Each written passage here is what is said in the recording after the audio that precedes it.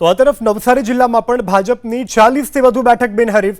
સાંસદ ધવલ પટેલ બિનહરીફ થયેલા ઉમેદવારોને આપી શુભેચ્છા.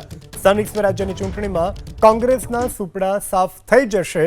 સાંસદે કરી છે વાત. દિલ્હીથી આવેલી પાર્ટીની ડિપોઝિટ ડૂલ થશે.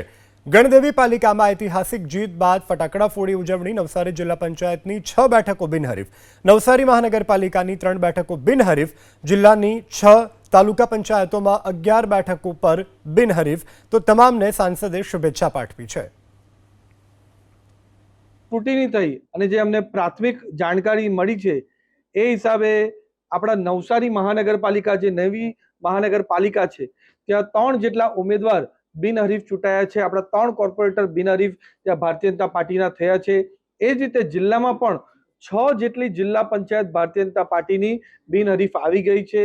અને એ ખાસ કરીને હું તમને વાત કરું તો 11 જેટલી તાલુકા પંચાયત પણ બિનહરીફ થઈ ગઈ છે અને એ આંકડો હજુ પણ વધશે એવો અમને સંપૂર્ણ વિશ્વાસ છે. એટલે નવસારી જિલ્લાની અંદર જે રીતે લોકોનો જે સહયોગ મળ્યો છે અને અમારા જે ઉમેદવારો પાર્ટીના મેન્ડેટ આધારે જેમણે વિધિસર ફોર્મ ભરેલા હતા એ વિધિસર બિનહરીફ થયા છે.